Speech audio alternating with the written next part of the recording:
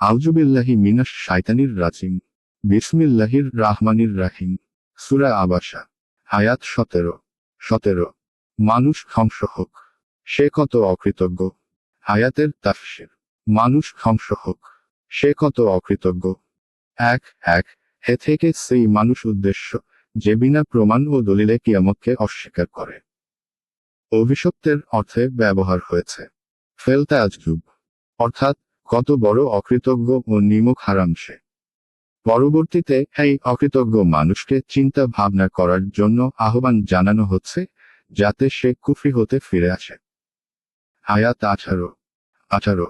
তিনি তাকে কোন বস্তু হতে সৃষ্টি করেছেন। আয়াতের তাফসীর। তিনি তাকে কোন বস্তু হতে সৃষ্টি করেছেন। আয়াত 19।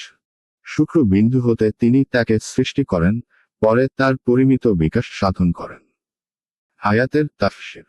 শুক্রবিন্দু হতে তাকে সৃষ্টি করেছেন, অতঃপর তাকে সুপরিমিত করেছেন। 2 অর্থাৎ যার জন্ম এমন ঘৃণিত পানির বিন্দু থেকে, তার কি অহংকার করা শোভা পায়। 2 এর ভাবার্থ হল যে, তাকে তার প্রয়োজনীয় কল্যাণ দান করা হয়েছে। 2টি হাত, 2টি পা, 2টি চক্ষু এবং অন্যান্য অঙ্গ প্রত্যঙ্গ দেওয়া হয়েছে। অনেকের মতে এর অর্থ হল, অতঃপর তার নিয়তি নির্ধারণ করেছেন। আয়াত 20। অতঃপর তার জন্য পথ সহজ করে দেন। আয়াতের তাফসীর। অতঃপর তার জন্য তার পথ সহজ করে দিয়েছেন। এক অর্থাৎ ভালো মন্দের পথ স্পষ্টভাবে দেখিয়ে দেওয়া হয়েছে। কেউ কেউ বলেন, হে থেকে উদ্দেশ্য হল মায়ের পেট থেকে বের হবার পথ। তবে প্রথম অর্থটি অধিক শুদ্ধ। আয়াত 21। অতঃপর তার মৃত্যু ঘটান এবং তাকে কবরস্থ করেন। আয়াতের তাফসীর।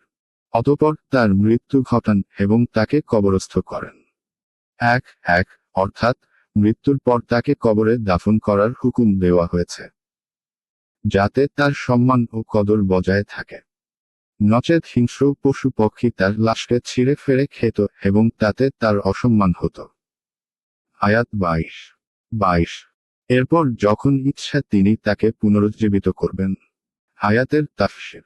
এরপর যখন ইচ্ছা তিনি তাকে পুনরুজ্জীবিত করবেন। আয়াত 23। তিনি তাকে যে আদেশ করেছেন, সে তো তা পালন করেনি। আয়াতের তাফসীর।